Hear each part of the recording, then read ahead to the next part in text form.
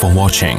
Don't forget to like, comment, share and subscribe to Mufti Tariq Masood, famous scholar. الحمدللہ نحمده ونستعینه ونستغفره ونؤمن به ونتوکل علیہ ونعوذ باللہ من شرور انفسنا ومن سیئات اعمالنا من یهده اللہ فلا مضل له ومن یضلل فلا هادی له ونشهد ان لا الہ الا اللہ وحدہ لا شریک له ونشهد ان محمدا عبدہ ورسولہ صلی اللہ تعالی علیہ وعلى آلہ واصحابہ وبارک وسلم تسلیما کثیرا کثیرا اما بعد فاعوذ باللہ من الشیطان الرجیم بسم اللہ الرحمن الرحیم والذین آمنوا اشد حبا للہ ولو یری الذین ظلموا اذ يرون العذاب ان القوة لله جميعا وان الله شديد العقاب اذ تبرأ الذين شديد العذاب اذ تبرأ الذين اتبعوا من الذين اتبعوا ورأوا العذاب وتقطعت بهم الاسباب وقال النبي صلى الله عليه وسلم الكيس من دان نفسه وعمل لما بعد الموت. قرآن مجید کی ایک آیت اور رسول اللہ صلی اللہ علیہ وسلم کی ایک حدیث پڑھی ہے. اللہ تعالیٰ سے دعا ہے اللہ تعالیٰ صحیح طرح سے بات کہنے کی، سننے کی، سمجھنے کی اور پھر عمل کی توفیق عطا فرمائے.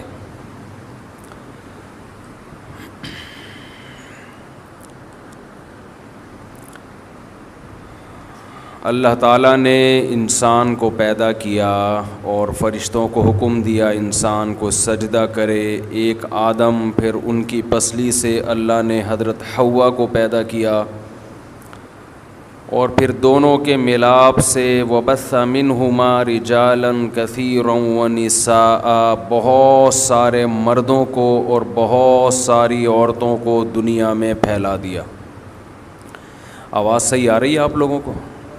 تو کان میں گونج رہی ہے آواز، گونج رہی ہے. ان کی بھی کہہ رہے ہیں صحیح نہیں آ رہی آواز، پیچھے آواز آ ہی نہیں رہی ہے ان کو.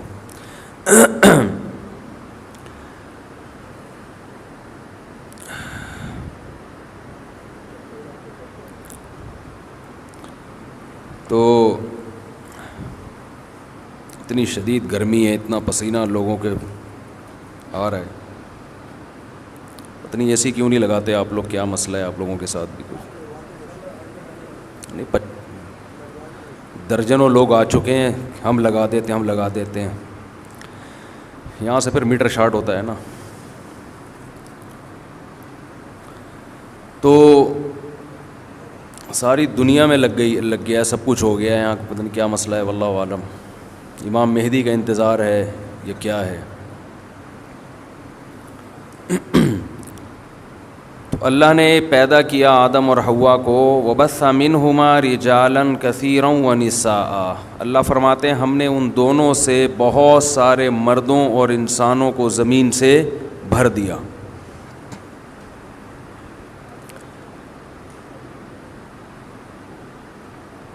ابھی پھیلنے کا عمل ہوا ہے، پھیلتے جا رہے ہیں. ایک جگہ زمین پہ آدم اور حوا رہتے تھے اور ان کی نسل پھیلتے پوری دنیا بھر گئی. دنیا میں جہاں بھی جائیں گے بندہ نظر آئے گا آپ کو. وہ الگ بات ہے وہ بندہ نہیں ہوگا لیکن انسان ہوگا. وہ بندہ تو کہتے ہیں نا، انسان کا بچہ بندہ. حتیٰ کہ ایسی جگہوں پہ لوگ رہتے ہیں جہاں -40 ٹیمپریچر ہے. آدمی کہتا ہے تم ہمارے گھر ڈی فریزر میں رہ لو، آ کے بڑا والا بنوا لیتے ہیں تمہارے لیے، ادھر رہنے کی ضرورت کیا ہے؟ لیکن پھیلا دیا اللہ نے. قرآن کہتا ہے جیسے میں نے لوگوں کو پھیلا دیا اسی طرح اب دوبارہ اکٹھا کروں گا، جمع کروں گا. وحشرناہم، دوبارہ جمع ہو جائیں گے ایک ہی جگہ پہ میدان حشر میں.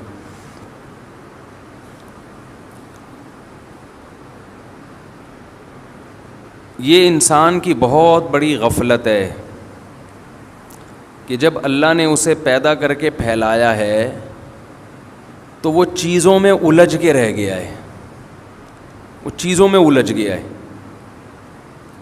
آپ کو پتہ ہے ہر آدمی کو چیزیں چاہیے، چیزیں ہی چاہیے نا. چیزوں کے اکٹھا کرنے میں، چیزوں کے جمع کرنے میں، اور بالآخر جمع کرتے کرتے کرتے کرتے ایک دن اس کا انا للہ و انا الیہ راجعون ہو جاتا ہے، مر جاتا ہے. لوگ قبر پہ مٹی ڈال کے آتے ہیں، 2-3 دن روتے دھوتے ہیں. ان کو یہ نہیں پتہ ہوتا رونے والوں کو کہ کل ہمارے پیچھے بھی رویا جائے گا. زیادہ ٹینشن لینے کی ضرورت، بولو نا، تو ٹینشن لے رہے ہیں آپ لوگ. تو ہم رو رہے ہوتے ہیں میتوں پر، ابا چلے گئے، اماں چلی گئیں، ہائے ہائے بھائی کا انتقال ہو گیا، ہائے ہائے ہمشیرہ چلی گئیں، ہائے ہائے یہ کیا ہو گیا، ابھی تو جانے کا ٹائم نہیں تھا، ابھی تو ویکسین لگوائی تھی. تو باتیں کر رہے ہوتے ہیں، رو رہے ہوتے ہیں، یہ نہیں پتہ بہت جلد، زیادہ ٹائم نہیں ہے. اسی طرح ہمارے پیچھے لوگ رو رہے ہوں گے. تو ٹینشن کس بات کی بھائی؟ کیوں اتنا رو رہا ہے؟ کوئی نیا کام تھوڑی ہوا ہے، اور صرف اسی کے ساتھ تھوڑی ہوا ہے، اس کے ساتھ بھی ہوا، دوسروں کے ساتھ بھی ہوگا. اور سب سے بڑی بات یہ کہ آپ جو اتنا رو رہے ہو تو آپ کے ساتھ بھی کل ہوگا. ٹینشن لینے کا نہیں، ٹینشن اس بات کی لو کہ کل میں بھی جاؤں گا، اس کی نہیں لو وہ کیوں چلا گیا. افسوس اس پر ہے کہ اس کی ٹینشن تو بہت ہوتی ہے کہ یہ کیوں چلا گیا، اسے کیوں نکالا، اسے کیوں نکالا دنیا سے.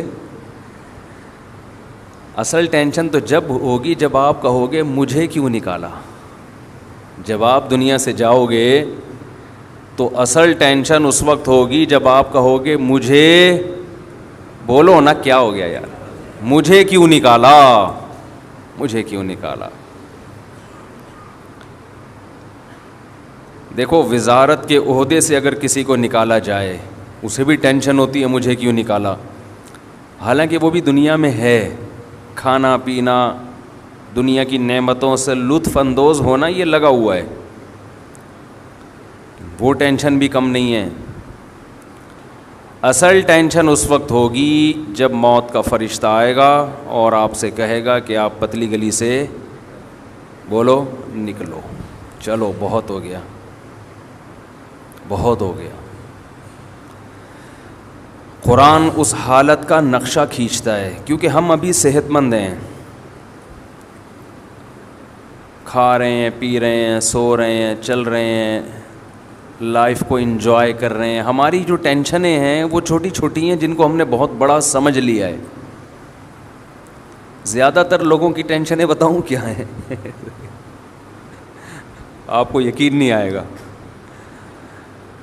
زیادہ تر لوگوں کی جو ٹینشن ہے نا وہ چیز ہے جس کو اللہ نے سکون کے لیے پیدا کیا ہے. قرآن میں آتا ہے بیوی. زیادہ تر لوگوں کے لیے کیا ٹینشن ہے؟ جو آتے ہیں نا مسائل لوگوں کے، زیادہ تر کے لیے وہ ٹینشن ہے تو بھی ٹینشن، چلی گئی تو بھی ٹینشن. تو خیر مختلف لوگوں کے ساتھ میں تو سوچ رہا ہوں اس رشتے کا نام ہی ٹینشن رکھ دوں. آپ کی ٹینشن ہو گئی، یعنی شادی کو ہم کیا کہیں گے؟ بھائی آج مفتی صاحب آپ سے ٹینشن پڑھوانی ہے، ٹھیک ہے، ٹینشن پڑھوانا ہے. نکاح کا نام کچھ چینج کر دینا چاہیے. حقیقت ہے یہ، اتنے مسائل آ رہے ہیں. میں کبھی کبھار بیٹھتا ہوں نا صحن میں تو کوئی بندہ آ رہا ہوتا ہے، ملنا ہے 2 منٹ، میں سمجھ جاتا ہوں یا تو اس لیے ٹینشن اس کو ہو رہی ہے کہ گھر میں ہے وہ، یا اس لیے ہے کہ گھر سے چلی گئی ہے، کسی حال میں خوش نہیں ہے. تو میں سوچ رہا ہوں اس رشتے کا نام کیا رکھیں؟ ٹینشن نامہ. نکاح نامے کو ہم کیا لکھیں؟ ٹینشن نامہ. یہ نام لکھ دینا چاہیے. تو بے روزگاری کی ٹینشن ہے، بیماریوں کی ٹینشن ہے، کرونا کی ٹینشن بھی ایک مستقل چپک گئی ہے جس نے لوگوں کو ڈپریشن کا مریض بنا دیا، بہت سے لوگوں کو. کچھ دن پہلے ایک واقعہ سامنے آیا, ڈاکٹر نے مجھے خود بتایا کہ باپ کو بھی کرونا ہوا, بیٹے کو بھی. باپ بچ گیا, بیٹا مر گیا. ماں کو بھی ہوا, باپ کو بھی, بیٹے کو بھی. ماں باپ بوڑھے تھے, بچ گئے, بیٹا جوان تھا, مر گیا. ڈاکٹروں نے بتایا کہ یہ ٹینشن سے مرا ہے, اس کو کرونا کی ٹینشن نے کھایا ہے. ٹینشن کی وجہ سے نا اس کی باڈی میں جو ایک سسٹم ہوتا ہے بیماری سے لڑنے کا, وہ سسٹم ختم. اور باپ بوڑھا اور ماں بوڑھی, ان کو ٹینشن نہیں تھی. پرانے لوگ ہیں نا, پرانے لوگوں نے ٹینشنیں کم پالی ہوئی ہیں, ان کو دنیا سے محبت کم. نئی نسل کو دنیا سے محبت زیادہ. پرانوں میں دین کے کچھ اثرات تھے, حالانکہ ان کو تو ٹینشن زیادہ ہونی چاہیے کہ یار ہم بوڑھے ہیں, ہمارے مرنے کے چانس زیادہ ہیں, لیکن انہوں نے ٹینشن اتنی نہیں لی. انہوں نے کہا بھائی ہمارے ابا بھی مرے, دادا بھی مرے, تو ہم بھی زیادہ زیادہ مر جائیں گے نا, یہی ہوگا. اللہ کرے بچ جائیں تو بچ گئے. عام طور پر ینگ جنریشن کو شوق ہوتا ہے جو عیاشیاں اس نے دیکھی ہیں وہ ان کے بوڑھوں نے نہیں دیکھی. جو لائف کو انجوائے یہ کر رہے ہیں وہ ان کے بوڑھے نہیں کر رہے تھے. ان کو زندہ رہنے کا شوق زیادہ ہے. دیکھو زندہ رہنے کا شوق برا نہیں ہے, یہ ہر ایک کو ہوتا ہے, یہ انسان کی نیچر ہے, فطرت ہے. ہر جاندار چاہتا ہے کہ زندہ رہے. ہم جب سائنس پڑھتے تھے تو ہمارے ٹیچر نے ایک سائنسدان کا نام لے کے بتایا کہ اس کی یہ تھیوری ہے کہ ہر جاندار چاہتا ہے کہ وہ زندہ رہے, یہ اس کی تھیوری ہے.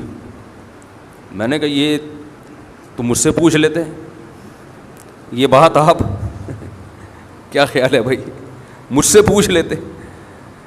جو جاندار چاہے گا کہ وہ مرے تو اس کی تو نسل ہی باقی نہیں رہے گی, تو سارے مر جائیں گے نا ٹرک کے نیچے آ کے. خیر سائنسدانوں کی تھیوریز ہوتی ہیں بہرحال. تو ہر جاندار چاہتا ہے کہ وہ زندہ رہے, یہ برا نہیں ہے, یہ نیچر ہے اور ہونا بھی چاہیے. لیکن زندہ رہنے کی ہوس یہ بری چیز ہے. زندہ رہنے کی کوشش اعتدال سے, کیونکہ جو کام ہونا ہی ہے, جو چیز جو موت آنی ہی ہے, اس سے اتنی نفرت کس بات کی بھائی, یہ تو ہو کے ہی رہنا ہے نا. یہودیوں کے بارے میں اللہ نے کیا کہا قرآن مجید میں, یود احدہم لو یعمر الف سنہ, ان میں سے ہر ایک چاہتا ہے کہ وہ 1000 سال زندہ رہے. ان کو یہ 70-80 سال کی عمریں سمجھ میں نہیں آتی, ہر ایک کی خواہش ہے کہ 1000 سال زندہ رہے. اللہ فرماتے ہیں رہ بھی لے گا, آخرت کے عذاب سے نہیں بچے گا, 1000 سال کے بعد جہنم میں جائے گا. مسلمان دنیا کو مسافر خانہ سمجھتا ہے. بس یہ بات بھی کھوپڑی میں بیٹھ جائے نا, میں اس ٹاپک کو بہت زیادہ چھیڑتا ہوں, حالانکہ میرا ارادہ اس ٹاپک کو شروع کرنے کا ہوتا نہیں ہے, کوئی اور ٹاپک ہوتا ہے, مگر یہ اس لیے چھیڑتا ہوں کہ یہ ویکسین ہے. یہ ویکسین آپ کو بچا لے گی دنیا کی محبت سے, اور دنیا کی محبت سے بچانے کے نتیجے میں جو دنیا کی محبت ہی انسان کو گناہ کرواتی ہے, شریعت کی خلاف ورزی کرواتی ہے, تو وہ محبت جب ختم ہو جائے گی تو شریعت کی خلاف ورزی ہوگی نہیں. یہ گناہ کے خلاف اینٹی باڈیز پیدا کرتی ہے آپ کے جسم میں, یہ گناہ کے سائیڈ ایفیکٹ سے بھی آپ کو روکتی ہے. تو اس لیے پھر اسی موضوع کو شروع کر دیتا ہوں کہ پہلے اس مردار کی محبت تو دل سے نکالو بھائی. یہ جو دیوار, اینٹیں اور دولت اور پیسہ اور گاڑی, یہ جو چپکنے والی چیزیں ہیں, ان سے تو اپنی جان چھڑاؤ, اس عذاب سے تو نکلو. اتنا مسلط کیا ہوا ہے, پتہ نہیں کیا سمجھتے ہیں جس کے پاس پیسہ ہے وہ دنیا کا کامیاب ترین آدمی ہے, سمجھتے ہیں کہ یہ تو بہت خوش قسمت ہے. ککھ بھی نہیں ہے. مرے گا تھوڑے دنوں میں, دیکھ لینا لاش پہ چلے جانا, جنازہ پڑھنا جا کے, کیڑے دیکھنا کتنے اس کی لاش پہ ہیں, گننا کھڑے ہو کر کیڑے دیکھ رہے ہوتے ہیں. مگر جو اپنے اندر ایک جراثیم ہے نا, جرثومہ ہے دنیا کی محبت کا, پتہ نہیں یہ کس نے دماغ میں یہ بھوسا بھر دیا ہے ہمارے. یہ جو میں باتیں کہہ رہا ہوں یہ آپ کو نہیں, میں اپنے لیے بھی کہہ رہا ہوں, ہمیں بھی نصیحت کی ضرورت ہے نا. دماغ میں کسی نے یہ بھوسا بھر دیا ہے کہ یہ مرا ہے میں نہیں مروں گا.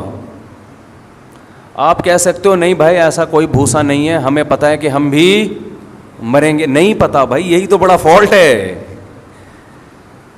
یہ زبان پہ رکھا ہوا جملہ ہے کہ میں مروں گا, یہ دل کے اندر نہیں ہے. مجھے لوگ پھر پتہ نہیں کہ سمجھاتے رہتے ہیں یہ کرو وہ کرو. ابھی پھر میں زیادہ پرسنل معاملات میں نہیں جانا چاہتا. یہ جو میں نے ہری پگڑی میں شادی کا قصہ سنایا ہے نا, جو میرا کلپ بڑا مشہور ہوا ہے, یہ میں نے دل پہ پتھر رکھ کے سنایا ہے.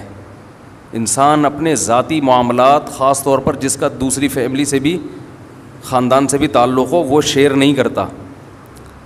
یہ دل پہ پتھر رکھ کے اس لیے سنایا ہے کہ لوگوں کو سمجھ میں آئے کہ میں جو اتنے سالوں سے ایک ٹاپک پہ چیخ رہا ہوں اس کا مطلب کیا ہے.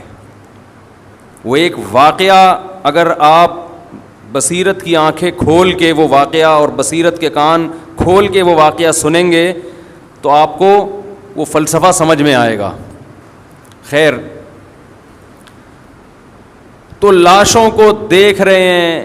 ہم جب حضرت مفتی رشید احمد صاحب رحمہ اللہ تعالیٰ کے ہاں رہا کرتے تھے تو 7-8 سال مدرسے کے اندر ہی رہے.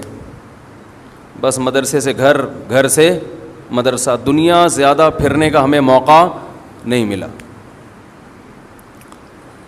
تو ہم تو اسی ماحول میں, علماء کی صحبت میں, بڑا اچھا ماحول تھا. کوئی دنیا داری کی باتیں نہیں, کوئی بزنس, وہ سب کرتے تھے, کاروبار سب کے تھے, کھاتے پیتے لوگ تھے. بعض طلبہ بڑے مالدار تھے لیکن باتیں نہیں ہوتی تھیں. باتیں یہی ہوتی تھیں دنیا مسافر خانہ ہے بھائی, مرمرا کے کیا ہو جائیں گے, ختم, فنش. تو مجھے یاد ہے کہ مجھے کسی کام سے جانا پڑ گیا اسلام آباد. بہت کئی سالوں کے بعد میں نکلا اور اسلام آباد سے بائی ایئر کراچی آ رہا تھا. کئی سال علماء میں رہنے کے بعد جب میں اسلام آباد میں جہاز میں بیٹھا ہوں تو بالکل ایک ایسے ماحول میں مجھے بہت عرصے کے بعد بیٹھنا نصیب ہوا جو بالکل ہی ایک بے دینی کا ماحول. آپ کے ایئرپورٹ کا ماحول اکثر تھوڑا دین سے دور ہی ہوتا ہے نا, لبرل لوگ زیادہ جاتے ہیں جہازوں میں سفر, اور خاص طور پر اس زمانے میں جب میرا خیال ہے 97-98 کی بات کر رہا ہوں گا میں. اب تو عام آدمی بھی جہاز میں سفر کرنے لگا ہے, پہلے تھوڑا سا ذرا اونچے لیول کے لوگ سفر کرتے تھے. تو میں نے جو جہاز میں مسافر دیکھے سب 3 پیس سوٹ ٹائی میں, اکثر لوگ, اور بریف کیس ہاتھ میں. اکثر بزنس مین کا یہ اسٹائل ہوتا ہے نا, اچھا اسٹائل تھا. لیکن مجھے ایسا لگ رہا تھا مردہ لاشیں, ایک عجیب وحشت ہو رہی تھی ان کو دیکھ کے. معذرت کے ساتھ تھوڑے سے توہین آمیز الفاظ میں استعمال کر رہا ہوں, لیکن جو میرے دل کی کیفیات تھیں وہ یہ تھیں. عام طور پہ لوگ اس اسٹائل کو اور ایسے تاجروں کو دیکھ کر متاثر ہوتے ہیں کہ یار یہ ہے اسٹائل, زندگی کا اسٹائل کیا ہے, بولو نا کیا ہو گیا. یہ کوئی رکشے والا, ٹیکسی والا, ایک عام غریب آدمی جب مالداروں میں بیٹھتا ہے تو اس کو وہ اٹریکٹ کرتا ہے نا یہ اسٹائل. میں کوئی رکشہ نہیں چلاتا تھا اس وقت بھی, کھاتا پیتا تھا الحمدللہ, لیکن علماء میں رہنے کی وجہ سے یہ اس طبقے سے میں بہت دور ہو گیا تھا. اور کوئی رکشہ چلاتا بھی ہو تو کوئی بری بات نہیں ہے. بہت سے رکشے والے قیامت کے دن بہت اونچے ہوں گے. یہی چیز تو نکالنی ہے کہ رکشہ اور لینڈ کروزر میں فرق نہیں ہے. تو میرے ذہن میں ایک عجیب وحشت ہو رہی تھی ان کو دیکھ کے, نفرت ہی ہو رہی تھی کہ یعنی ان سے متاثر نہیں ہو رہا تھا, مجھے اپنے حلیے پہ ناز ہو رہا تھا. ایک تو ڈریس کالے کوٹ, لباس تو سفید اچھا ہوتا ہے یار, جو ایک روحانیت ہے اس کے اندر. گورا بلیک کلر پہ فخر کرتا ہے. ہمارے نبی نے کس رنگ کو پسند کیا؟ سفید. کتنا فرق ہے بلیک میں اور وائٹ میں. آپ کبھی نہا دھو کے سفید کپڑے پہن کے مسجد آئیں, ایک الگ ہی آپ کو. اور میں آپ کو گارنٹی سے کہتا ہوں, آپ 2-4 مہینے وائٹ کلر پہنیں, اس کے علاوہ کچھ نہیں, پھر آپ کو وائٹ کے علاوہ وحشت ہوگی. آپ اللہ نے سفید کلر میں, سفید رنگ میں مرد کے لیے اتنی روحانیت رکھی ہے. دوسری بات, چونکہ وہ سارے تاجر تھے, نماز وماز کا تو کسی کو خیال نہیں تھا. ایک ذہن میں ایک چیز آ رہی تھی کہ یہ اس دنیا کا جو مسافر خانہ ہے نا, جو بے وفا دنیا ہے, اس سے محبت کرنے والے لوگ ہیں. تو کیسے بے وقوف لوگ ہیں یہ, ہم سے اچھے ہی ہوں گے, لیکن جو میری جو فیلنگ ہے میں تو وہ بتاؤں گا نا. وہ فیلنگ صحیح تھی غلط تھی میں اس پہ بحث نہیں کر رہا. لوگ پھر کہتے ہیں آپ توہین کر رہے ہو, انسلٹ کر رہے ہو. انسلٹ نہیں کر رہا. وہ میں نے پچھلے دفعہ بیان میں کہا نا, میں نے لنگڑی خواتین کو بھی نکاح کا پیغام بھیجا, بہری کو بھی. کسی نے کہا دیکھو لنگڑی عورتوں کا مذاق اڑا رہا ہے. ابے لنگڑی عورتوں کا مذاق کون اڑا رہا ہے؟ اس میں مذاق اڑانے والی کیا بات ہے؟ ہم تو اپنا واقعہ سنا رہے ہیں کہ ہم نے ہر طبقے کو پیغام بھیجا تھا. ہاں یہ کہہ سکتے ہیں کہ لنگڑی کے بجائے یہ کہہ دیتے پاؤں سے معذور, تو یہ الفاظ نامناسب تھے لنگڑے کے لفظ. یہ میں اس سے رجوع کرتا ہوں. لیکن جب ممبر پہ آدمی گھنٹے گھنٹے بیان کرتا ہے تو 2-4 الفاظ دائیں بائیں ہو جاتے ہیں. باقی کسی کی پاؤں کے معذور کا مذاق اڑانا یہ تو بہت بڑا جرم ہے. نبی صلی اللہ علیہ وسلم نے فرمایا کسی کے عیب پر کا مذاق مت بناؤ. اس کا امکان ہے اللہ اسے صحت دے دے اور اس بیماری میں تمہیں مبتلا کر دے. اصل تو آخرت ہے. آخرت میں پتہ چلے گا کون کتنا بڑا فنڈر تھا دنیا میں. تو میں جب ان کو دیکھ رہا تھا تو مجھے ایک عجیب وحشت ہو رہی تھی اس ماحول میں, جہاز کے اس ماحول میں. وحشت یہ ہو رہی تھی کہ یہ سارے یا ان میں سے اکثر بریف کیس میں دولت لے کے گھوم رہے ہیں. یہ نوٹوں سے محبت کرنے والے لوگ ہیں. یعنی جو میری کیفیات تھی نا وہ میں آپ کو سمجھا نہیں سکتا. اچھا میری تو یہ کیفیات پورے راستے کہ یار کن لوگوں میں بیٹھ گیا ہوں. مجھے وحشت ہو رہی تھی. میرا دل چاہ رہا تھا کہ میں یہاں سے اٹھوں, اسی ماحول میں جاؤں جو مجھے وہاں مدرسے میں ملا ہے. میری یہ فیلنگ تھی جس کی وجہ مجھے سمجھ میں نہیں آ رہی تھی. بات آئی گئی ہو گئی. اتفاق سے ہمارے حضرت مفتی رشید احمد صاحب کا سفر ہوا. امریکہ گئے یا پتہ نہیں کہاں جانا ہوا ان کا. بیان کے بعد انہوں نے کہا بہت دنوں کے بعد نکلا ہوں میں. عجیب عجیب لوگ دیکھ کے مجھے کیا ہو رہی تھی, وحشت. پھر فرمایا جب میں یہاں آیا ہوں طلبہ کو دیکھا ہے, ماشاءاللہ ان کے چہروں پہ داڑیاں, چہروں پہ رونق, نماز کے نشان. فرمایا ایک عجیب روحانی سکون مل رہا ہے. تو میری جو کیفیت تھی مجھے خیال ہوا کہ یہ ہمارے شیخ کی وہی کیفیت. اس سے پتہ چلتا ہے کہ اہل اللہ کی صحبت کتنی اہم چیز ہے. بہت سی چیزیں جو کتابوں سے انسان نہیں سمجھ پاتا, بیانات سے نہیں سمجھ پاتا, وہ انسان اہل اللہ کی صحبت میں رہ کے سیکھتا ہے. آپ کے دل کی کیفیات بدلتی ہیں. اب آپ کہہ سکتے ہو اس میں وہ کون سا ہو کے نہا دھو کے نہیں بیٹھے ہوئے تھے, کیا بدبو آ رہی تھی کیا ان کے جسم سے جہاز میں, جو مفتی صاحب کو وحشت ہو رہی تھی؟ کیا ہو گیا بھائی؟ آپ کہہ سکتے ہیں کہ اسلام آباد سے جب ہم چڑھے جہاز میں اور وہ سارے کوٹ ٹائی والے تاجر بیٹھے ہوئے تھے, اور ان میں ایک آدھ اچھے بھی ہوں گے, نمازی بھی ہوں گے, اکثر تو بیچارے بے نمازی دنیا دار قسم کے لوگ تھے, تو کیا ان سے کیا بدبو آ رہی تھی جو آپ کو اتنی وحشت ہو رہی ہے؟ یہ روحانی بدبو ہوتی ہے, یہ جسمانی بدبو بولو نہیں ہے, یہ روحانی بدبو ہے. یہ روحانیت پیدا ہوتی ہے اہل اللہ کی صحبت میں, اللہ والوں کی صحبت میں وقت گزار کے. ہمیں یاد ہے ہم بچپن میں جب بنوری ٹاؤن جایا کرتے تھے, ایسا لگتا تھا ایک نور برس رہا ہے آسمان. ہم تو یونیورسٹی کالج کے ماحول میں رہنے والے. ارے ہم اسکول سے نکلتے تھے, گھر سے نکلتے تھے, بیگ لٹکا کے اسکول جاتے تھے. ایک نمبر کے شرارتی, اللہ معاف فرمائے. اسکول پہنچتے پہنچتے اڑنگیاں دینا ایک دوسرے کو. اسکول بھی ہمارا قریب نہیں تھا. اب تو بچے گھر سے نکلے وین میں بیٹھے, مائیں لپائی پتائی کر کے ان کو ڈسٹمپر سے وہ ہر طرح سے تیار کر کے دھکا دیا گاڑی میں, وہاں اسکول میں اترے, وہاں ان کو ٹیچر نے ریسیو کیا بڑی تمیز کے ساتھ, آئیے بیٹھیے تشریف رکھیے, بڑی عزت ان کی, باپ سمجھ کے ان کو گھر میں پالا جا رہا ہوتا ہے. پھر وہاں ڈانٹنا نہیں ہے, مارنا تو سوال, ڈانٹنا بھی نہیں ہے, بچے کی رسپیکٹ مجروح ہوتی ہے, اس سے سیلف رسپیکٹ پہ اثر پڑتا ہے, ایکچولی بچے کی مینٹل گروتھ نہیں ہو پاتی, ایک نمبر کا فرعون متکبر بنتا ہے وہ.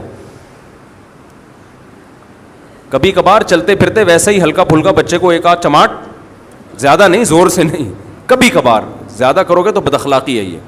وہ پوچھے کیوں مارا, کہہ رہے یہ بتانے کے لیے کہ میں باپ ہوں. ایسا نہ ہو تھوڑے دنوں میں وہ اپنے آپ کو باپ سمجھنے لگتا ہے, یہ ہو رہا ہے. کل میں جی ٹی وی پہ انٹرویو دے رہا تھا تو کسی لبرل نے یہ کہا کہ آج کل ماں باپ بچوں کے حقوق ادا نہیں, کھلا نہیں رہے ان کو, ان پہ خرچ نہیں کر رہے. یہ پتہ نہیں کون سی دنیا میں رہتے ہیں. لاکھوں میں ایک والدین ایسے ہوتے ہیں جو بچوں پہ خرچ نہیں کرتے. 99% والدین بچوں پہ ان کی ضرورت سے زیادہ خرچ کر رہے ہو, سب کچھ لٹا کے کھلا رہے ہوتے ہیں. یہ پتہ نہیں کون سی دنیا میں یہ لبرل لوگ رہتے ہیں, پھینکنے کے لیے بیٹھے ہوئے ٹی وی میں, پھینکتے رہو بس بیٹھ کے, اپنے معاشرے کو بس نیگیٹو کر کے دکھاؤ کہ ہم گندے ہیں. اور بھائی ہمارے یہاں اولاد پہ باپ اتنا خرچ کرتا ہے کہ آپ کی, گورا تو ایک کمبخت ایک دھیلا خرچ نہیں کرتا اپنے اولاد پہ, وہ بچوں کے بڑے حقوق ہیں وہاں پہ. اور ہمارے ہاں باپ آدھا ہو جاتا ہے, بال گر جاتے ہیں اس کے سر کے, بچوں کے اسکول کی فیسیں, بچوں کو جو کہے گا کمبخت وہ کھلائے گا اس کو. جیم سے کھانی ہے ڈبل روٹی, جیم بھی رکھا ہوگا فریج میں, انڈا کھانا ہے, انڈا بھی پڑا ہوگا. آج کا بچہ, باپ میں یہ مجال نہیں ہے کہ بچے کو انڈا کھانا ہے اور باپ کہنی تو جیم سے روٹی کھائے گا.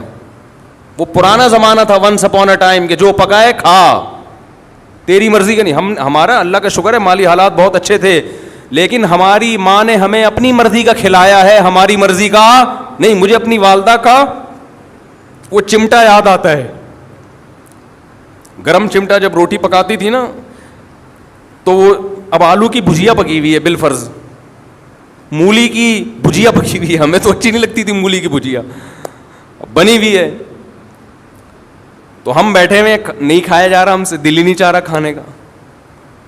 وہ انڈے والا برگر منگوا دو, ٹھیک ہے. نہیں, مجھے یاد ہے ہماری والدہ چمٹا گرم گرم نا ہماری طرف کرتی تھی, یہ لگاؤں گی, کھاؤ اس کو بیٹھ کے, تمہارے باپ کو بھی یہی کھانا ہے. صحیح ہے نا.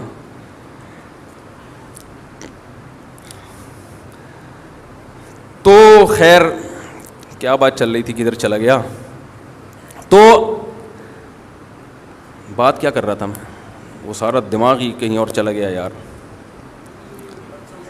وہ بچوں کو بٹھاتے ہیں اسکول میں, آپ دیکھو نا ایسی لپائی پتائی ہو رہی ہے ان کی, پھر کمبختوں کو پڑھا کیا رہے ہیں, پڑھا تو ڈھنگ, ان کو سیب دیا ہوا ہے اس میں یلو کلر کرو, یہ ایجوکیشن جس کے ہم 6-6 ہزار روپے اسکولوں میں سیب میں رنگ بھرنے کے لیے, فضول قسم کی ٹائم ویسٹنگ. 2-4 انگلش میں نظمیں سکھا دیتے ہیں تو ماں باپ کو چونکہ وہ بھی نہیں آتی تو ماں باپ سمجھتے ہیں بچہ فل ایجوکیٹڈ, ماشاء اللہ بہت ہائی لیول کی تعلیم حاصل کر رہا ہے. Twinkle twinkle little star, how I wonder what you are, وہ پتہ نہیں کیا نظم تھی. کیونکہ ماں باپ کو یہ بھی نہیں آتی تو وہ سمجھتے ہیں بچہ بہت گرو کر رہا ہے ماشاء اللہ. یوں قتل سے بچوں کے ہوتا نہ وہ بدنام. فرعون کے بارے میں اکبر الہ آبادی نے یہ شعر کہا تھا, فرعون نے بڑا جرم کیا, بدنام ہو گیا کہ بنی اسرائیل کے بچوں کو قتل کرنا شروع کر دیا اس نے, بدنام ہو گیا قیامت تک کے لیے. ارے تو نے نسل تباہ کرنی تھی, اسکول کھول دیتا, اسکول کھول دیتا یار. بنی اسرائیل کے بچے اس میں جاتے, تعریف بھی کرتے کہ فری پہ تعلیم, فرعون نے ہمارے لیے فری ایجوکیشن کا انتظام کیا ہے. اس کے بعد ان کو کلر کے ڈبے پکڑا دیتا, یلو کلر, کیلے میں کیا رنگ بھرو, پیلا, یلو ڈے مناؤ, پھر ریڈ ڈے مناؤ. بنی اسرائیل اسی میں الجھ کے رہ جاتی. وہ یہ بھول جاتے کہ ہم پیغمبر کی اولادیں ہیں, اللہ نے ہمیں دنیا پہ حکومت کرنے کے لیے پیدا کیا ہے, دنیا کی باغ ڈور, دنیا کی تقدیریں, دنیا کی نبض ہمارے ہاتھ میں ہونی چاہیے, اور یہ فرعون ہم پہ مسلط ہے. یہ سب بھول جاتے, وہ کماؤ پوت بنتے. پھر جناب وہ بی کام کرنے کے بعد ایم اے ماسٹر کرنے کے بعد وہ نکلتے اور فرعون کی کسی کمپنی میں جاب کر رہے ہوتے اور 1.5 لاکھ روپے تنخواہ لے کے گھر آ رہے ہوتے. کہتے ہیں یہ ہوتا ہے ایبلٹی, قابلیت. اٹ از کالڈ قابلیت. انگلش میں کہتے ہیں تو اور لوگ سمجھتے پڑھے لکھے ہو گئے ہیں. اس لیے اکبر الہ آبادی نے اس وقت کے اسکولوں کو دیکھ کے کہہ دیا تھا کہ یوں قتل سے بچوں کے ہوتا نہ وہ بدنام, افسوس کے فرعون کو کالج کی نہ سوجی. کالج بنا لیتا, اسکول بنا لیتا, سانپ بھی مر جاتا اور لاٹھی بھی نہ ٹوٹتی. خیر وہ بچہ پھر شام کو گھر آتا ہے, ماں تو ماں ہوتی ہے, وہ انتظار میں بیٹھی ہوئی ہوتی ہے, اس کی مرضی کا اس کو کھلایا جائے گا. خیر وہ ابھی جو کچھ ہو رہا ہے اس پہ وہ پھر موضوع سے ہٹ جائے گی بات. ہم جب اسکول جایا کرتے تھے تو اڑنگیاں دیتے ہوئے, یہ پروٹوکول ہمیں نہیں ملتا تھا. والدہ صبح ناشتہ بنا کے دیتی تھیں اپنی مرضی کا, ہماری مرضی کا نہیں. کھاؤ. اور پراٹھے ہوتے تھے, وہ ڈبل روٹیاں نہیں ہوتی تھیں, اکثر پراٹھے. بھائی پراٹھا کھا کے جاؤ گے تو پراٹھے کی طرح چلو گے. پھر ہم چلتے بھی کس طرح تھے, لگتا تھا پراٹھا کھا کے نکلا ہے گھر سے ہی ہے. پراٹھے کی طاقت ہی الگ ہے, بچوں کے لیے تو بہت ضروری ہے. اسکول ہمارا بہت دور تھا گھر سے, اور اتنا موٹا بیگ کمر پہ لٹکا کے بہت دور پیدل چلتے, سارے محلے کے لڑکے اکٹھے جا رہے ہوتے تھے. پھر راستے میں شرارتیں الگ ہوتی تھیں. چلتے ہوئے کہ شوز پہ آپ تھوڑا سا پاؤں رکھیں, وہ شوز کیا ہو جاتا ہے, اتر جاتا. کس نے اتارا, اس نے اتارا ہے, پڈا. اڑنگیاں دے رہے ہیں, اس میں لیٹ ہو جاتے تھے. ظاہر ہے جب آپ اس اسٹائل میں اسکول جائیں گے تو آپ لیٹ ہو جائیں گے. تو پی ٹی ماسٹر کھڑے ہوتے تھے ڈنڈا لے کے, چلو بھائی ہاتھ. پھر 2-4 ڈنڈے کھائے. کبھی اس استاذ کے خلاف دل میں بدگمانی نہیں ہوئی, بھائی استاذ ہے, بڑا ہے, اس کا حق ہے. وہ یہ تھوڑی کہ جانوروں کی طرح پیٹ رہا ہے, 2-4 ڈنڈے تو حق بنتا ہے نا. ہمیں یاد ہے ایک ادھر کھایا, ایک ادھر آیا, ایک ادھر 4 کھائے. چل بھائی, ہم نے کہا کوئی بات نہیں, راستے میں جو دنگا مستی ہوئی ہے اس میں 4 ڈنڈے چلتے ہیں, ٹھیک ہے نا. تو اب بچوں کا کانفیڈینس ہی ختم ہو گیا, نفسیاتی مریض بن رہے ہیں یہ بچے. ان کو باپ بنایا ہوا گھر میں. میرے پاس فیملیز آتی ہیں, باپ اپنے بیٹے کو لے کر آتا ہے, عمر سے پتہ چلتا ہے کہ یہ باپ ہے, ورنہ حرکتوں سے لگ رہا ہوتا ہے کہ باپ کون ہے ان میں. باپ آہستہ آواز سے بات کر رہا ہوتا ہے کہ میرے بچہ کا میٹر نہ گھوم جائے, اور بیٹا اچھل اچھل کے چیخ رہا ہوتا ہے باپ کے سامنے. یہ ہو رہا ہے مارکیٹ میں. تو تم جن کو جن رہے ہو نا, یہ تم اپنے باپوں کو پیدا کر رہے ہو, اپنی اولادوں کو پیدا نہیں کر رہے. تو ان کو شروع سے ہی تھوڑا سا, میں یہ نہیں کہہ رہا ظلم کرو, بد اخلاقی کرو, محبت بھرپور دو, لیکن ٹائٹ کر کے بھی رکھو, کھینچ کے رکھو تھوڑا سا. محبت اور سختی ساتھ ساتھ چلیں. محبت کا کیا مطلب ہے, ان کے حقوق کا خیال رکھو, ان سے بات کرو اچھے انداز سے, اچھے اخلاق سے. دیکھو لقمان علیہ السلام نے اپنے بیٹے سے کیا کہا, یا بنیا, میرے پیارے بچے. القابات دو ان کو, لیکن کچھ پابندیاں ان کے اوپر ہونی چاہیے, ان سے تجاوز نہ کرنے دو. ہر خواہش اگر ان کی پوری کرو گے, وہ تو ایک صاحب نے مجھے کہا, میں اپنے بچے کو لے جاتا ہوں دکان پہ اور کہتا ہوں جو چاہیے میں تجھے دلاؤں گا, وہ اتنا ہی شاپنگ کرتا ہے. میں نے کہا یہ کل چور بن سکتا ہے, ڈاکو بن سکتا ہے. اس کی ساری خواہشات پوری کرو گے تو کل جب کوئی خواہش پوری نہیں ہوگی تو یہ بندوق اٹھانے پر مجبور ہوگا. اسلام میں روزے کا حکم ہے تاکہ خواہشات کو کنٹرول کرنا ہم سیکھیں. خیر بات یہ چل رہی تھی کہ اللہ نے آدم اور حوا کے ذریعے انسانوں کو زمین میں بھر دیا, اب پھیلا دیا. تو قرآن کہتا ہے ان پھیلاؤں کو میں کیا کروں گا, سمٹاؤں گا, اکٹھا کروں گا. چلو بس تو اکٹھا کرنے کا کی جو پہلی سیڑھی ہے وہ ہے پتلی گلی. نکلو, کھاتے پیتے گھر بناتے انسان ایک خاص مقام تک پہنچتا ہے, اس کے بعد موت کا پروانہ آ کے اسے قبر کے گڑھے میں اتار دیتا ہے. احمق اور بے وقوف آدمی دوسروں کی لاشیں دیکھ کر, دوسروں کے میتیں اور جنازے دیکھ کے یہ سمجھتا ہے کہ یہ مرا ہے, میں نہیں مروں گا. وہ اوپر سے تو بول رہا ہوتا ہے, لیکن اس کا عمل بتا رہا ہے, اس کا رہن سہن کا طریقہ بتا رہا ہے کہ اس کا مرنے کا کوئی پروگرام نہیں ہے. میں وہ جہاز کا قصہ ذرا مکمل کر دوں کہ وہ جو مجھے وحشت ہو رہی تھی نا. دیکھیں جب آپ یہ کیوں ہو رہی تھی اس کو میں ذرا ڈیفائن کرتا ہوں. جب آپ صاف ستھرے لوگوں میں رہو, چاہے وہ غیر مسلم ہی ہو, ہر وقت نہاتے دھوتے صاف ستھرے کپڑے پہنتے ہوں, تو اگر کوئی آپ کو بھنگیوں میں لے جا کے بٹھا دے, آپ گزارا کرو گے؟ ہے بھائی, جو نہ کھانے سے پہلے ہاتھ دھوتا ہو, نہ کبھی نہاتا ہو, نہ دانت صاف کرتا ہو, ادھر ہی تھوک دیتا ہو, کتنی گھن آئے گی نا آپ کو. حالانکہ آپ نے گندگی کے خلاف کبھی بیان نہیں سنا ہوگا, لیکن جو فیملی صاف ستھرے رہتے ہیں ان کے عادت ہے, میں نے اکثر دیکھا ہے لوگ سفر میں واش روم نہیں جا رہے ہوتے, ان کو گھر کے صاف ستھرے واش روم کی عادت پڑ چکی ہوتی ہے, وہ سفر میں برداشت کر لیتے ہیں, کہتے ہیں ہم واش روم استعمال نہیں کریں گے. تو کیا انہوں نے کسی مولوی صاحب سے یہ تقریر سنی ہوتی ہے کہ سفر میں واش روم اکثر گندے ہوتے ہیں, یوز نہیں کرنے چاہیے, گھن آنی چاہیے, گھن نہیں آ رہی تو اس کا مطلب آپ گندے ہیں, ایسی کوئی تقریر سنی ہوتی ہے انہوں نے؟ بھائی وہ صفائی ستھرائی کے ماحول میں رہے ہوتے ہیں جس کی وجہ سے انہیں صفائی سے محبت اور گندگی سے نفرت. تو یاد رکھو جیسے ایک صفائی جسمانی ہے, مادی ہے, اسی طرح ایک صفائی روحانی بھی ہوتی ہے. ایک آدمی اوپر سے جتنا مرضی صاف ستھرا ہو, اگر وہ دنیا سے محبت کرتا ہے, اس کے دل میں اللہ کی محبت نہیں ہے, وہ روحانی طور پر گندا ہے, گندی چیزوں سے محبت کر رہا ہے, وہ رب سے وفا کرنے والا نہیں ہے, وہ لالچی ہے. وہ اس کو دیکھو, لالچی آدمی بھی گندا ہوتا ہے. آپ کو پتا چل جائے کہ یہ لالچی آدمی ہے جب بات کرے گا پیسے نکلوانے کی کوشش کرے گا, نفرت ہوتی ہے نا اس سے تھوڑے دنوں میں کہ یار یہ جب بھی ملتا ہے گھما پھرا کے پیسوں کی جیب سے پیسے نکالنے کی کوشش کر رہا ہوتا ہے. لالچی ہے, اس کو جتنا مرضی دو اس کا پیٹ نہیں بھرے گا. جھوٹے سے انسان کو نفرت ہو جاتی ہے نا.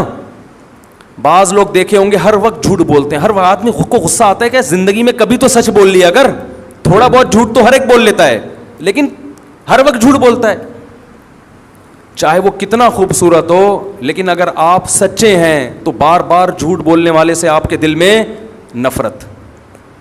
اگر آپ پاک دامن ہیں, پرہیزگار ہیں, زنا نہیں کرتے, بدنظری نہیں کرتے, کوئی آپ کو آ کے بتائے کہ میں صبح و شام زنا کرتا ہوں, آپ کے دل میں اس سے نفرت پیدا ہوگی, کیا گندا آدمی ہے, بشرطے کہ آپ خود اس برائی سے بچتے ہوں, آپ کو اس سے نفرت ہوگی. تو جیسے جسمانی گندگی سے انسان کو نفرت پیدا ہوتی ہے بیان سن کے نہیں, صاف ستھرے لوگوں میں رہ کر, ایسے ہی روحانی گندگی سے بھی وحشت ہوتی ہے. لیکن یہ اس وقت ہوتی ہے جب آپ روحانی اعتبار سے صاف ستھرے لوگوں میں ٹائم گزاریں, تو آپ کو بھی اس سے محبت پیدا ہونا شروع. یہ جو لبرل لوگ ہیں ان کو مولویوں میں بیٹھ کے وحشت ہوتی ہے کہ یار یہ کیا داڑھی یہ ایسے شلواریں ان کی ٹخنے سے اوپر, عجیب سے طبقہ ہے یار یہ ہیں, ٹھیک ہے, ان کو اس میں وحشت ہوتی ہے. مسجد میں آنے سے وحشت ہوتی ہے. ہمیں یاد ہے میں پہلے جہاں رہا کرتا تھا, ایک صاحب 30 سال سے ہم نے ان کو مسجد میں نہیں دیکھا تھا. ہم نے پوری جہاں جس علاقے میں نے ٹائم گزارا نا بہت زیادہ, 30 سال کے عرصے میں ان کو کبھی مسجد میں, مسلمان تھے, مسجد میں نہیں دیکھا, حالانکہ مسجد کے قریبی گھر تھا. ایک دن ہمیں یاد ہے مغرب کی اذان ہو چکی تھی, جماعت کھڑی ہونے والی تھی, وہ مسجد میں آئے. ہم نے کہا چلو یار اچھی بات ہے, مسجد میں آ کے اب نماز پڑھیں گے. لیکن وہ ایسے آ کے نا چکر لگا رہے ہیں, یوں کر کے واپس نکل گئے. بھائی جماعت کھڑی ہو رہی ہے, آج اتفاق سے آ گئے, وہ کسی کو تلاش کرنے آئے تھے. لیکن ان کی چہرے پہ جو وحشت تھی نا مسجد میں آنے کے بعد, اس وحشت سے لگ رہا تھا کہ ایسا لگ رہا ہے جیسے جیل میں آ گئے ہوں. ایسے بوڑھوں کے واقعات میں نے سنے ہیں کہ ان سے کہا گیا کہ اب آپ کی زندگی گزر گئی, ساری زندگی نماز نہیں پڑھی, اب موت کا وقت قریب ہے, اب تو آ جاؤ مسجد. تو جواب میں کہتے ہیں مسجد میں آتا ہوں تو مجھے عجیب وحشت شروع ہو جاتی ہے, گھبراہٹ بے چینی شروع ہو جاتی ہے. جیسے بھنگی کو آپ کسی دن نہلا دو, بے ہوش ہو جائے گا وہ, اس کو گٹر چاہیے, اس کو بدبو چاہیے. اور یہ میں نے دیکھا ہے, آپ مذاق نہ سمجھیں, جو گندگی کے عادی ہوتے ہیں نا ان کو صفائی سے نفرت ہو جاتی ہے. وہ کہتے ہیں پتہ نہیں کیوں نہا رہے ہیں. حیرت کی بات, ایسے لوگ ہیں ان کو پتہ نہیں پانی کی مچھلی بنے ہوئے ہیں. خوشبو سے نفرت, ایسے لوگ بھی ہم نے دیکھے ہیں, خوشبو سے گھن آتی ہے, بدبو ان کو اچھی لگتی ہے. یہ ہو جاتا ہے تھوڑے دنوں میں. چائنا والے جو گند کھاتے ہیں اچھا لگتا ہے تبھی تو کھاتے ہیں نا.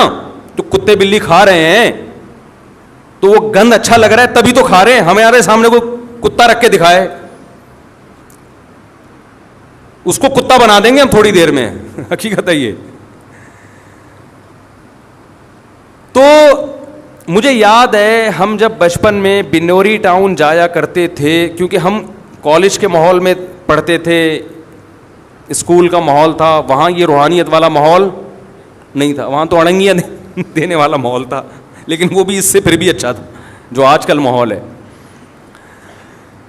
تو ہمیں ایک عجیب روحانیت محسوس ہوتی وہاں. طلباء کے چہرے ایک عجیب رونق, چھوٹی چھوٹی ان کے جو بچوں کے داڑیاں نکل رہی ہوتی ہیں نا, ٹین ایجز لڑکوں کے چہروں پہ ایک رونق. نماز کے وقت میں سارے صف بستہ ہو کے نماز, زمین پہ بیٹھ کے پڑھ رہے ہیں, نہ کوئی ڈیسک, نہ کوئی میز, نہ کوئی کرسی, نہ کوئی تپائی, سادہ ماحول. نیچے کارپیٹ پہ بیٹھ کے ایک استاذ بیٹھا ہوا ہے, سامنے حدیث کی کتاب رکھی ہوئی ہے, فقہ کی کتاب رکھی ہوئی ہے, وہ ان کو لیکچر دے رہا ہے, وہ سب بیٹھ کے پڑھ رہے ہیں.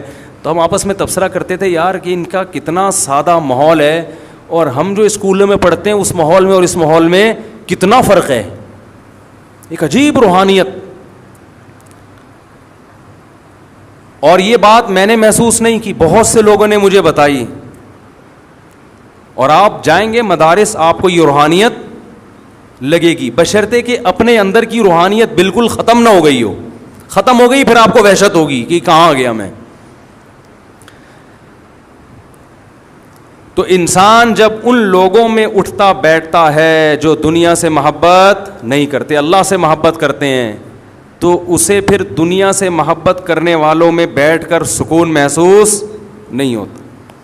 انہی دنوں میں میری نظر کا کوئی مسئلہ تھا, ٹیسٹ نظر ٹھیک تھی, میں سمجھا کہ خراب ہو رہی ہے, کچھ آنکھ میں کوئی پرابلم چل رہی تھی, تو میں آئی اسپیشلسٹ کے پاس چلا گیا انہی دنوں میں.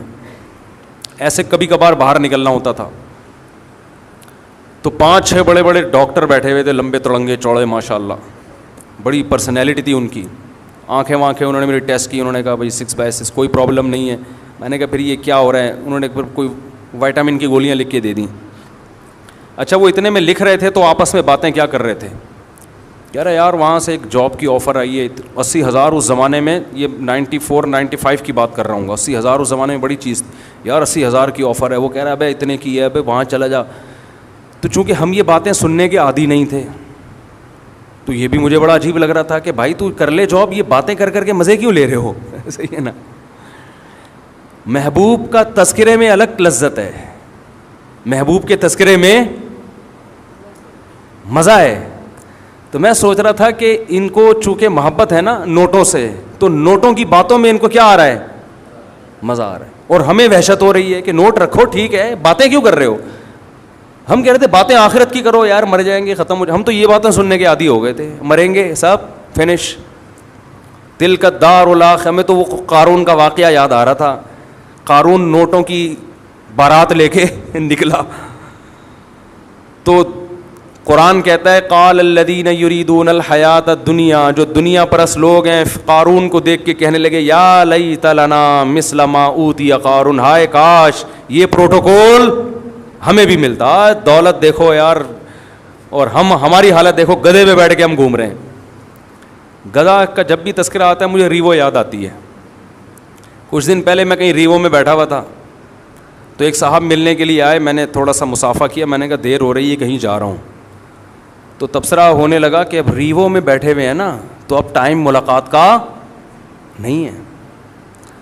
تو میں نے اپنے ساتھی سے کہا ان کو بتا دو میں گدھے پہ بھی بیٹھا ہوا ہوتا تو ٹائم کا ریوو سے کوئی تعلق بولو نہیں ہے. جب ٹائم نہیں ہے تو گدھے پہ بیٹھ کے بھی نہیں ہے. اب جہاں جا رہا ہے یہ تھوڑی کہ کوئی بھی کسی بھی ٹائم پہ آ کے گرفتار کر لے, ایمرجنسی پہنچنا ہے کہیں. اور جو ڈرائیونگ سیٹ پہ بیٹھا ہے نا ریوو, ضروری نہیں کہ وہ گاڑی اس کی ہو, یہ بھی ہے, ہو سکتا ہے کہ اس کی ہو بھی, یہ بھی ہو سکتا ہے کہ اس کی نہیں ہو, کچھ بھی ہو سکتا ہے. اب اس کی ہے یا نہیں ہے تو آپ نے کیا لینا دینا, آپ بیان سنیں پتلی گلی سے نکلیں. کسی کی پرسنل لائف میں دخل اندازی مت کریں. اگر میں کہوں گا کسی کی ہے تو کون اتنا فری کرا رہا ہے بھائی؟ اپنی ریوو پکڑائی ہوئی ہے اس نے, اپنی ہے. پھر اس پہ لوگوں کو اعتراض ہوتا ہے, بیان سادگی پہ, دنیا کی محبت نہیں, مسافر خانہ اور گھوم کس میں رہیں. وہ میں نے قصہ سنایا تھا نا, میں نے جب تیسری شادی کی تو ایک بوڑھے میاں یہیں نماز پڑھتے ہیں, اب تو شارٹ ہیں 15 سال سے, شاید وہ اسی واقعے کے بعد آ ہی نہیں رہے, 15 یا 10 سال ہو گئے یا 9 سال ہو گئے, مجھے صحیح سال یاد نہیں ہے, کام یاد رہتا ہے کہ ہوا کیا تھا. تو میرے ویسے ہی بچے گھومتے رہتے تھے باہر, تو وہ یہاں میرا بیان سنتے تھے ہر جمعے. اس وقت تو میں بہت زیادہ اس ٹاپک پہ بیان کرتا تھا, مسافر خانہ مسافر خانہ. تو لائن لگی ہوئی گاڑیوں کی, بارات آئی ہوئی ہوگی یا کیا ہوگا. تو وہ بوڑھے میاں یہاں کسی سے پوچھنے لگے کہ یہ کیا ہے, یہ امام صاحب کے گھر پہ رش کیوں لگا ہوا ہے. انہوں نے کہا امام صاحب نے شادی کی ہے. تو ایسے غصے میں کانپنے لگے, کہتے ہیں ادھر ممبر پہ بیٹھ کے کہتے ہیں دنیا مسافر خانہ ہے. وہ میں پوری ان کی نقل اتارنا نہیں چاہتا, ایسے کانپ رہے تھے غصے میں, کہہ رہے ہیں دنیا, ادھر ممبر پہ بیٹھ کے کہتے ہیں دنیا کیا ہے, مسافر خانہ, اور ادھر شادیوں پہ شادیاں, عمر دیکھو ان کی, بچے دیکھو یار, اور دے مار 4.5 شادیوں پہ شادیاں ہوتی چلی جا رہی. بیان کیا کر رہے ہیں, مسافر خانہ. یعنی بیان سے تو ایسا لگتا ہے کہ جھونپڑے میں رہو, ایک بھی کرنے کی ضرورت نہیں, مر جاؤ گے کیڑے پڑ جائیں گے لاشوں میں, یہی ہوگا نا, تو کیا ضرورت ہے اس ٹینشن کی. نہیں آ رہی بات. تو وہ اگر دیکھ لیں کہ وہ گارڈوں کے ساتھ گھوم رہے ہیں, اور ہمارا تو اسٹائل ویسے ہی تھوڑا سا ہمیشہ سے وکھری ٹائپ کا رہا ہے, ہمیشہ سے. میں جب مدرسے میں پڑھتا تھا تو مدرسے کے مالدار طلبہ جو مجھ سے 10 گنا زیادہ مالدار تھے, وہ مجھے اپنے سے زیادہ مالدار سمجھتے تھے میرے لائف اسٹائل کی وجہ سے. کیونکہ ہمارے خاندان نے ہمیں یہ سوچ دی کہ سوچ غریبوں والی, بولو بھائی, کھاؤ پیو موج, جو حلال نعمتیں اللہ نے دی ہیں. تو آپ بھی کہہ سکتے یار یہ باتیں کر رہے ہیں موت کی اور مثالیں گاڑیوں کی, اور یہ جو وہ بزرگ نے کہا تھا. اور بھائی دنیا رکھنے پر گورنمنٹ کی طرف سے بھی اللہ کی طرف سے بھی کوئی پابندی نہیں ہے, دل میں جگہ مت دو. یہ کھلونے مٹی کے, اللہ نے وسائل دیے رکھ لو, نہیں ہے کچھ بھی نہیں ہے. گدھے پہ گھومو, پیدل جاؤ. میں تو کہتا ہوں چنچی کا جو مزہ ہے, حقیقت بتاؤں آپ کو, جو مزہ چنچی میں ہے, W11 میں تو جو نہیں بیٹھا وہ دنیا کا بدقسمت انسان ہے. کسی انگریز کو W11 میں بٹھاؤ, یہ مزدائیں تو ختم ہو رہی ہیں چنچیوں کی وجہ سے. یہ غلط ہو رہا ہے. مزدا تو ہمارے کراچی کا کلچر ہے یار, مزدا, اس کو ختم نہیں ہونا چاہیے. ہم نے بچپن میں بہت مزداؤں میں سفر کیا, بڑا اپنا ہی اس کا مزہ ہے بھائی. وہ جب نہیں چلاتا نا, حقیقت ہے, جب گرمی ہو, پسینے چھوٹ رہے ہوں اور وہ نہیں چلا رہا ہو, اور پیچھے سے جو لوگ آوازیں کستے ہیں, ابے اس کو نیمبو چٹا, ایسی آوازیں ہم نے سنی ہیں, ابے اس کو نیمبو چٹا, یہ نہیں چلے گا ورنہ. اور وہ بھی ایسا ڈھیٹ, بس تھوڑا سا ہلکا سا ایکسیلیٹر دے گا پھر کھڑا ہو جائے گا. اس سے جو اعصابی قوت پیدا ہوتی ہے, آپ کشتے کھا لو, آپ کے اعصاب میں وہ طاقت پیدا نہیں ہوگی. برداشت, حقیقت بتا رہا ہوں آپ کو. تو اس کا اپنا مزہ ہے بھائی. ریڑیوں پہ ہم نے لوگوں کو سوتے ہوئے دیکھا ہے یار, ٹماٹر بیچ رہے ہیں, ختم ہو گئے, وہیں ریڑی پہ سو گئے. کیسے مزے کی زندگی ہے. دنیا سے دل مت لگاؤ, اللہ دولت میں بھی سکون دے گا, غربت میں بھی. اور اگر دنیا سے دل لگایا نا تو کروڑ پتی بھی بن جاؤ گے تو سکون نہیں ملے گا. بار بار روزانہ اب مسافر خانہ, اب سب دھرا رہ جائے گا. پیسہ کماؤ, باتیں نہ کرو زیادہ. ہر وقت وہی سوچ, صبح اٹھتا ہے وہی, شام کو وہی سوچ کے سوتا ہے, پھر صبح اٹھتا ہے وہی سوچ. مرے گا ایک دن, قبر میں اترے گا, بولے گا یار کس چیز میں ٹائم برباد کر کے آ گیا. اور قرآن کیا کہتا ہے, وَلَن يُؤَخِّرَ اللَّهُ نَفْسًا إِذَا جَاءَ أَجَلُهَا. اللہ فرماتے ہیں جب تیری موت کا وقت آئے گا نا, پھر تو کہے گا اتنا صدقہ کر دیا میں نے اللہ, اے اللہ یہ میرا فلاں جگہ صدقہ, فلاں مدرسے کو, فلاں غریب کو, فلاں یتیم خانے کو. اللہ فرماتے ہیں اب نہیں. جب کھاتا پیتا تھا نا, پیسے کی ضرورت تھی, اس وقت کرتا صدقہ, اس وقت کرتا. یہ اس کی علامت تھی, دنیا کو مسافر خانہ سمجھتا. اب تو مر رہا ہے, اب تو پتہ چل گیا.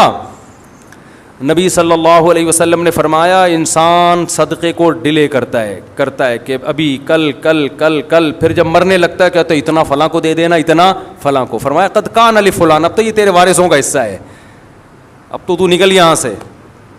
اور وارث انجوائے کر رہے ہوتے ہیں کہ ہم کھائیں گے. او بھائی تم بھی نہیں کھاؤ گے، کل جو تمہارے باپ پر وقت آیا ہے کل تم پر بھی یہ وقت آئے گا. تو زیادہ فری ہونے کی کوشش مت کرو، زیادہ خوشیاں نہیں مناؤ. تو جب آپ کے دل میں دنیا کی محبت ہوگی نا، انسان گناہ بھی کرتا ہے، غیر اخلاقی حرکتیں بھی کرتا ہے. 2-4 دن پہلے ایک صاحب نے مجھے کہا کہ میرا بیٹا وراثت مانگ رہا ہے. میں نے کہا کس بات کی، آپ تو زندہ ہیں، آپ کا ہے سب کچھ. کہہ رہے نہیں بیٹا بھی بیوی بھی پیچھے پڑے ہوئے ہیں، ہمیں ہمارا حصہ دو. آپ کو پتہ ہے میں الٹے مشورے دینے میں ماہر آدمی ہوں. مجھ سے مشورہ لینے سے پہلے سوچا کرو، حقیقت بتا رہا ہوں. کسی کی بیوی بھاگ گئی، واپس لانے کا کبھی بھی میں نے مشورہ نہیں دیا اس کو. لوگ کہتے ہیں یوں کرو شاید واپس آ جائے، یوں کرو. میں کہتا ہوں اتنا ٹائم نہیں ہے، دنیا بہت تھوڑی ہے، اتنا ٹائم نہیں کہ اس کو منانے میں ٹائم ویسٹ کرو بھائی. ہاں آپ کی غلطی ہے پھر مناؤ، معذرت بھی کرو. آپ کی غلطی نہیں ہے، آپ پورے حقوق ادا کر رہے تھے، بھاگ گئی، مٹی پاؤ. اتنا ٹائم نہیں ہے منا کے تھوڑی ہے یار، زندگی بہت تھوڑی ہے، تجربوں کی بھیٹ تھوڑی چڑھانا ہے اس کو. ایک صاحب کہنے لگے 3 بچے ہیں، بھاگ گئی، بچے بھی لے گئی. میں نے کہا 6 بچے اگلی سے پیدا کر لو، اس کے علاوہ آپ کے پاس کوئی آپشن نہیں ہے. کسی کا باپ بھی ان بچوں کو واپس نہیں لا سکتا، کوئی قانون ہے ہی نہیں ایسا. عدالتوں میں کیس لڑتے لڑتے گنجے ہو جاؤ گے، کخ بھی نہیں ملے گا، اور الٹا سارا خرچہ عدالت آپ کے اوپر ڈال دے گی اور چوڑے میں آ جاؤ گے.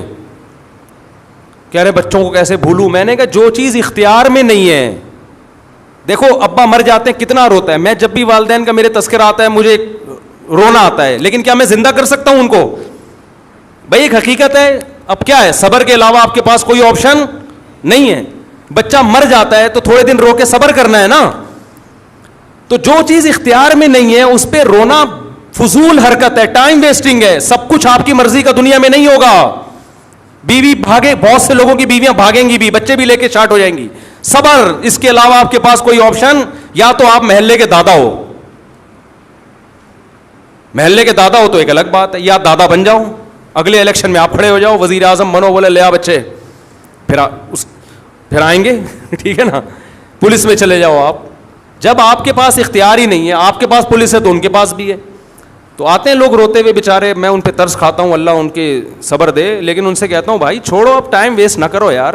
اور ویسے بھی جو، اور خاص طور پر جو غربت کی وجہ سے بھاگی ہے نا، وہ تو اس قابل نہیں ہے کہ اس کو لایا جائے. بیوی میں اور طوائف میں فرق یہ ہوتا ہے کہ طوائفہ پہ پیسے خرچ کرو تو خوش رہتی ہے، بیوی پیسے خرچ کرو تو بھی خوش، اور اگر آپ غریب ہو گئے تو بھی غم میں آپ کا ساتھ. اس کو شریک حیات اس لیے تو کہتے ہیں، زندگی کی ساتھی ہے، خوشی غم میں آپ کا ساتھ دے گی. یہ کیا بات ہے کہ جب پیسہ تھا تو تھی، اب پیسے ختم ہو گئے تو اب بھاگ گئی. جاؤ لعنت بھیجو یار ایسی بے وفا. اور مرد تو مرد ہے، مردانگی ہونی چاہیے اس میں. مرد کی کوالٹی یہ ہے کہ کوئی اس سے محبت کرے تو 10 گنا زیادہ محبت کرے، لیکن وہاں سے پہل ہونی چاہیے. پہل کہاں سے ہو؟ بولو نا، ادھر سے ہو. ادھر سے پہل نہیں ہے، جاؤ، ہم آدمی ہیں، ہم تمہارے محتاج تھوڑی ہیں. اللہ تعالیٰ کا جو اصول ہے نا کہ اللہ کہتے ہیں پہلے تم محبت کرو پھر میں محبت کروں گا. تم ایک بالش آؤ گے تو میں چل کر آؤں گا، تم چل کر آؤ گے تو میں دوڑ کر آؤں گا. آنا پہل تم نے کرنی ہے، میں نہیں گھسیٹ کے لاؤں گا تمہیں، کیونکہ وہ غیرت والا ہے. کیا کہ تم میرے محتاج ہو، میں تھوڑی ہوں. تو ہم الٹے مشورے دینے میں ماہر ہیں. عورتوں کو بھی اسے ٹیڑے ویڑے مشورے دیتا ہوں. عورتیں کہتی ہیں شوہر نان نفقہ نہیں اٹھا رہا، ایک دھیلا نہیں دیتا، محبت کی باتیں بہت کرتا ہے. میں نے کہا لعنت بھیجو ایسی محبت پہ. بھئی کیا کرنا ہے ایسی محبت کا؟ ایک خاتون نے کہا میرا شوہر میرے ساتھ بہت سینسیئر ہے. میں نے کہا شاید روزانہ پیزے کھلاتا ہوگا، کہ نہیں خرچہ ایک پائی نہیں دیتا. وہ باتیں کر کر کے نا اس کو رام کیا ہوا تھا اس نے بیوقوف عورت تھی بیچاری. ہم سے رابطہ ہو گیا. میں نے کہا ایک نمبر کا بے شرم، یا تو ہو ہی نہیں، وسائل نہیں ہے، بے روزگار ہو گیا، جب پیسے ہیں کیوں نہیں دے رہا. خام ہمیں الٹی باتیں نہ اچھی لگتی ہیں، نہ سننے کا میٹر شارٹ ہوتا ہے پھر. تو وہ بیٹا باپ سے کیا مانگ رہا ہے؟ حصہ. اور بیگم بھی مانگ رہی ہے. بوڑھا ہو گیا نا، چھوڑ لیا اس کو، اب جاب لیس بھی ہو گیا، وہ جو عیاشیاں کرائیں تھیں گاڑیاں پہ, اتنا مالدار آدمی, سب کچھ دے دیا, اب دولت پہ نظر. میں نے کہا پہلی فرصت الٹے مشورے, پہلی فرصت میں اس گھر کو بیچو, ساری دولت لے کے اسلام آباد شفٹ ہو جاؤ. صحیح ہے نا, ساری دولت لے کے. کہہ رہے ہیں یار وہ بیٹا وہ, میں نے کہا ایسے نالائق بیٹے کا کیا کرنا ہے یار, جو بڑھاپے میں باپ کو خوشی دینے کے بجائے, بیٹا تو وہ ہوتا ہے جو کہے ابا یہ بھی آپ کا اور میں جو کماؤں گا وہ بھی آپ کا. ہم نے ایسے نیک اولادیں بھی دیکھی ہیں, جب جاب لگی ہے تو ابا کے ہاتھ میں لا کے تنخواہ پکڑا دی ہے کہ ابا یہ آپ کی وجہ سے, آپ نے پڑھایا, آپ نے ہم پہ خرچ کیا, یہ چھت آپ نے دی, میری ماں کو تحفظ آپ نے دیا جس کی وجہ سے اس نے عزت سے مجھے پالا ہے, مجھے نہیں چاہیے پیسہ, یہ سب کس کا ہے, آپ کا ہے, یہ آپ ہمارا نہیں ہے. یہ ہمارے شیخ حضرت مفتی رشید احمد صاحب کے والد نے زندگی میں وراثت تقسیم کر دی, اور بہت بڑی وراثت تھی, بہت لینڈ لارڈ تھے, بڑے مالدار تھے, سارے بیٹوں کو پلاٹ دے دیے, جاگیریں دے دی, زندگی میں تقسیم کر دی کہ بھئی میں آرام سے دنیا سے جاؤں گا. 80 سال ان کی عمر تھی, اتفاق سے انہوں نے ایک اور نکاح کر لیا 80 سال کی عمر میں, بولو بھائی, ایک اور نکاح کر لیا. اللہ کی قدرت, اس سے اولاد پیدا ہو گئی, بیٹا ہو گیا اس سے. تو اب ان کو خیال آیا کہ اس بیچارے کا تو کچھ بچا ہی نہیں ہے, تو سب تو میں بانٹ چکا ہوں. تو سب بیٹوں کو بیٹیوں کو بلایا کہ بھئی دیکھو میں دوبارہ سے تقسیم کرنا چاہتا ہوں, جس کو میں نے ہینڈ اوور کیا ہے اپنی خوشی سے مجھے جو واپس کرنا چاہے. حضرت فرماتے ہیں ہم نے کہا اپنے والد سے کہ یہ جو آپ کہہ رہے ہیں نا کہ اپنا مال جو اپنے پلاٹ واپس کر دو, یہ ہمارے اپنے نہیں ہیں. فرمایا ہمیں اس کو اپنا کہتے ہوئے شرم آ رہی ہے, ہمارا تو ایک قطرہ نہیں, ایک پیسہ ہم اس زمین پہ خرچ نہیں, یہ تو سب آپ کا ہے. دیکھو شرعی لحاظ سے تو بیٹے مالک بن گئے تھے, لیکن اخلاقیات بھی کوئی چیز ہوتی ہے نا, مالک بنایا تو آپ نے, ہمارا کہاں سے ہو گیا. حضرت فرماتے ہیں یہ تو ہمیں والد صاحب کے منہ سے یہ جملہ بہت برا لگ رہا تھا کہ یہ ہمارا کیوں کہہ رہے ہیں, یہ بولیں لاؤ میرے پلاٹ واپس کرو. جو غیرت مند اولادیں ہوتی ہیں ان کا ایٹیٹیوڈ یہ ہوتا ہے کہ باپ نے جو چیز دے دی اس کو بھی باپ کا مال سمجھ رہے ہیں, اپنا نہیں سمجھ رہے. جو بے شرم اولادیں ہوتی ہیں وہ باپ سے ان حصہ مانگ رہی ہوتی ہیں. ایک ڈھیلا تمہارا خرچ نہیں ہوا اس کو خریدنے میں, سارا تمہارے باپ نے دیا, تم کیسے مانگ رہے ہو. نبی نے کیا فرمایا, انت و مالک لی ابیکا, فرمایا تو اور تیرا مال تیرے باپ کا ہے. زندگی میں اولاد جو کما رہی ہے وہ باپ کو لا کے دے. باپ پھر وہ کہے کہ نہیں بھائی یہ تم کما رہے ہو تو تم خود رکھو اپنے پاس.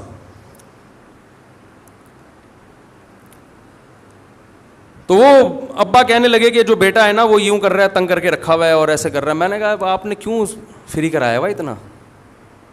ہم جب NCC کی ٹریننگ ہوتی ہے نا, وہ کالجز میں پہلے ہوتی تھی, تو وہ اس ٹریننگ کے دوران ایک بچہ کہہ رہا ہے دوسرے طالب علم کو, کالج لائف کی بات کر رہا ہوں, کہہ رہا ہے کہ یار یہ ابا جو ہے نا, میرے ابا جب بھی میں باہر سے آتا ہوں پوچھتے ہیں کہاں سے آ رہا ہے, کدھر جا رہا ہے. تو دوسرا جواب میں کہتا ہے یہ اسٹائل دیکھیں کہ تو نے ایسے ابا پالے ہوئے کیوں ہیں, یہ بدتمیزی والا لہجہ. تو میں ایسے باپ کو کہتا ہوں تم نے ایسی اولادیں پالی ہوئی کیوں ہیں, سمجھتے ہو. ان کو بولیں بھائی ان لوگوں کا یہ علاج ہے, یہ سمجھانے سے سمجھ میں آنے والی قوم نہیں ہے. بولے چل نکل پتلی گلی سے, دفعہ یہاں سے, تیرا مال جمع کرا دو ٹرسٹ میں سارے ٹھیک ہے نا. مرنے سے پہلے وصیت تو 1/3 سے زیادہ میں نہیں ہوتی, سارا دے کے چلے جاؤ. ایسے لوگ بھی ہیں جب اولادوں نے تنگ کیا نا, پورا کسی ٹرسٹ کو زندگی میں ہینڈ اوور کر دیا, انہوں نے ان کم بختوں کو نہیں دوں گا. ہمارے محلے میں ایک ڈاکٹر صاحب تھے, ان کا یہی حساب تھا, اولادیں چڑھ گئیں ان کے اوپر, یہ دو یہ دو یہ دو. انہوں نے کیا کیا, سارا کسی زندگی میں ٹرسٹ کو دے دیا, وہ ٹھینگے لے کے گھوم رہے. میں نے کہا بہت اچھا ہوا ان کم بختوں کے ساتھ. کیا ہو گیا, ہاں کسی اور کو دینا زندگی میں صحیح ہے, لیکن عام حالات میں صحیح نہیں ہے. نبی صلی اللہ علیہ وسلم نے فرمایا اپنی اولاد کو اس حال میں چھوڑ کے جاؤ کہ لوگوں کے سامنے بھیک مانگیں, یہ اچھا کام نہیں ہے. نارمل تو ایسا ہی ہے, لیکن میں لالچی اولاد کی بات کر رہا ہوں جو باپ کو ٹارچر کر رہے ہیں, بجائے اس کے کہ بڑھاپے میں باپ کو کھلائیں لا کے, الٹا اس سے مانگ رہے ہیں. نچوڑ لیتے ہیں نا جوانی میں, تو سب نچوڑ کے آخر میں بیچارہ وہ ٹیشو پیپر کی طرح ایسے باپ بھی ہم نے دیکھے پڑے ہوئے کمرے میں روتے رہتے ہیں, کہہ رہے ہیں اس گھر میں کوئی مجھ سے عزت سے بات نہیں کرتا.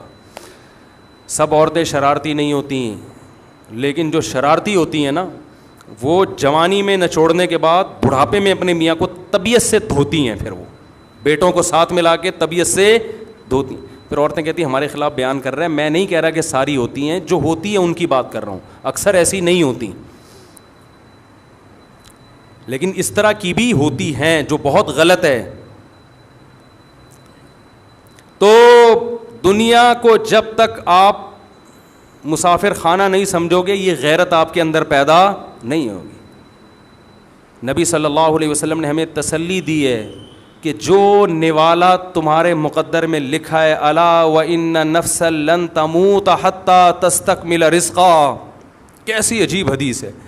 فرمایا تم میں سے کسی کی اس وقت تک موت نہیں آ سکتی جب تک آخری نوالا وہ نہ کھا لے. تو پھر ناجائز طریقے سے آپ کیوں پیسہ کماتے ہو بھائی, غیر اخلاقی طریقوں سے؟ جو آپ کے مقدر کا ہے وہ آپ کو ہر قیمت پہ مل کے رہے گا, اور جو مقدر میں نہیں ہے کچھ بھی کر لو. ان بیٹوں نے کتنی کوشش کی نا باپ کو نچوڑنے کی, مگر کچھ بھی نہیں ملا. عزت سے رہتے تو کروڑوں روپے مل جاتے, ٹائم پہ مل جاتے. تو آپ نے فرمایا الا وان نفسا لن تستکمل حتی لن تموت حتی تستکمل رزقا, وہ کوئی نفس اس وقت تک مر نہیں سکتا, ہرگز موت نہیں آئے گی جب تک اپنا دال پانی مکمل نہ کر لے. اپنے حصے کا جو روٹی پانی اللہ نے لگائی ہے نا, وہ کھائے پیے بغیر دنیا سے جاؤ گے. یہ سب ڈیوائڈ ہے. قدر فیہا اقواتہا, قرآن کہہ رہے ہیں انسان کے دنیا میں آنے سے پہلے رزق کا بندوبست کیا ہے میں نے, کس کو کتنا کھانا ہے, کس کو کتنا کھلانا ہے, پہلے سے سب انتظام ہو چکا ہے.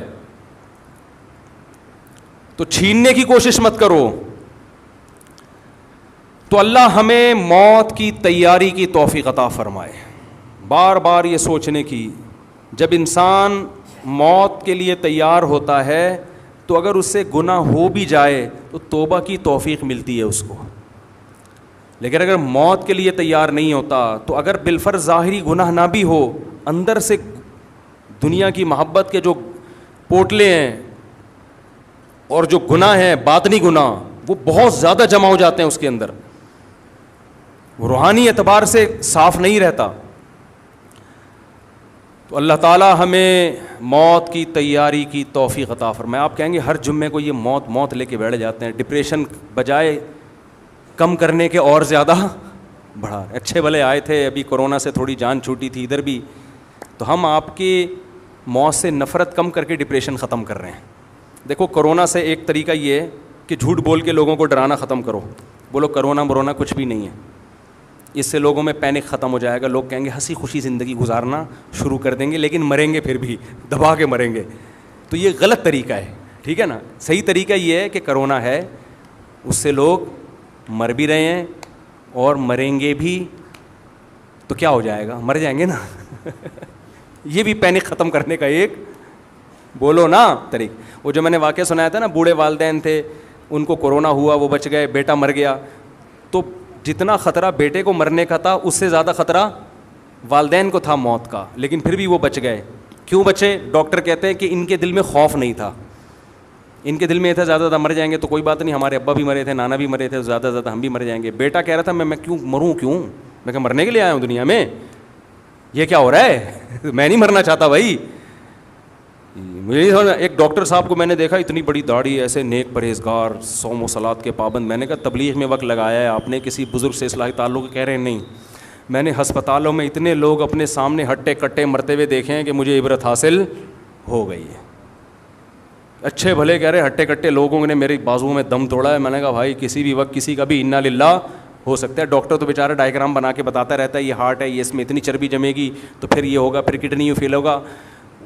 کچھ بھی نہیں ہوتا, پھر بھی سب کچھ ہوتا ہے کہ نہیں ہوتا. اب ڈاکٹر یہ تو نہیں بتا کیسے ٹرک کو چل کے چلا جائے گا. آپ کولیسٹرول فری جتنی بھی چیزیں کھا لیں, ٹرک والے کی صحت پہ اس سے کوئی فرق, بولو آپ نے صحت کی ورک شاپیں کر لیں, آپ جم چلے گئے, آپ جاگنگ کر رہے ہیں, آپ بڑی خوبصورت غذائیں کھا رہے ہیں, ٹرک والا جو چرس پی کے جب چلائے گا نا وہ سٹا لگا کے اس کی سمجھ میں نہیں آئے گا کہ اس کو زندہ رہنے کا شوق ہے یا نہیں. میں نے ایکسیڈنٹ دیکھا ہائی وے پہ, ایک مولانا صاحب, ہماری بھی دوستی تھی ان سے, جوان آدمی بائک پہ آ رہے ہیں تو کسی نے لفٹ مانگی ان سے, اس کی بیچارے کی بھی لکھی ہوئی موت تھی, اس نے لفٹ مانگی کہ مجھے بھی وہاں چھوڑ دو, انہوں نے کہا بیٹھ جاؤ. تو کیا ہوا ہے, رانگ سائڈ سے ٹرک آیا, اس نے چرس پی ہوئی تھی, ڈرائیور نے نشہ کیا ہوا تھا, رانگ سائڈ سے آ کے ان کو سامنے سے اتنی زور سے ہٹ کیا کہ بھیجا کھل گیا ان کا وہیں پہ, وہ بندہ بھی مر گیا جس کو لفٹ دی تھی. تو اس سے کون, یہ امریکہ میں بھی ہوتا ہے, یہ صرف یہاں نہیں ہوتا, یہ دنیا میں ہر ملک میں ہوتا ہے. ایک پائلٹ نے مجھے قصہ سنایا کہ امریکہ میں ایک پائلٹ کا میٹر شارٹ ہو گیا, کسی بات پہ اس کو خودکشی کا خیال ہوا, تو اس نے کیا کیا ہے, کاکپٹ کا دروازہ لاک کیا, جہاز کا رخ نیچے کیا, واش روم میں گھس گیا, کنڈی لگا دی اندر سے. اب لوگ دیکھ رہے ہیں ہم کہاں رہے تھے بھائی, جہاں کہاں رہے ہیں, کچھ کر سکتے ہو, کھڑکیوں سے چھلانگے لگاؤ گے, کیا کرو گے, کچھ بھی نہیں کرو گے, بس انا للہ. نہ اس پہ کوئی کیس کر سکتے ہو, جو واش روم میں گھسا ہوا ہے اس کو بولا ابے تجھے قبض ہے تو ہم سے وہ لے لے, کیا ہوتی ہے وہ جمال گوٹا لے لے, وہ کنڈی لگا کے بیٹھا ہوا ہے, دروازہ بجا رہے ہیں ابے کھول, کہہ رہا نہیں. یہ کسی پائلٹ نے سنا, اگر چھوڑی ہے تو اسی نے چھوڑی ہے, مجھے نہیں پتا, مجھے کسی PIA کے بندے نے سنایا تھا. تو امریکہ کا کوئی واقعہ, کوئی پرانا, تو وہ کیا کیا اس نے, یوں کر کے چلا گیا. اب جا رہا ہے نیچے جہاز, ہم لوگ دیکھ رہے ہیں کہاں جا رہے ہیں یار, چیخو پکار, انا للہ و انا الیہ راجعون. تو بھائی کسی بھی ٹائم پہ کسی کے ساتھ کچھ بھی ہو سکتا ہے. اس لیے عمران خان نے جو کہا تھا نا, گھبرانا نہیں ہے, یہ بہت سنہری حروف سے لکھنے کا لفظ ہے یہ. آپ نے گھبرانا نہیں ہے, تیار رہنا. گھبرانا کس چیز سے ہے, موت سے نہیں, موت کے بعد کی زندگی سے, بس ختم. موت کے بعد کی زندگی سے گھبرانا ہے کہ وہاں چترول لگیں گے یا کیا ہوگا, اچھا حساب ہوگا, اس سے گھبرانا ہے. اللہ سمجھنے کی عمل کی توفیق عطا فرمائے. وما علینا الا البلاغ.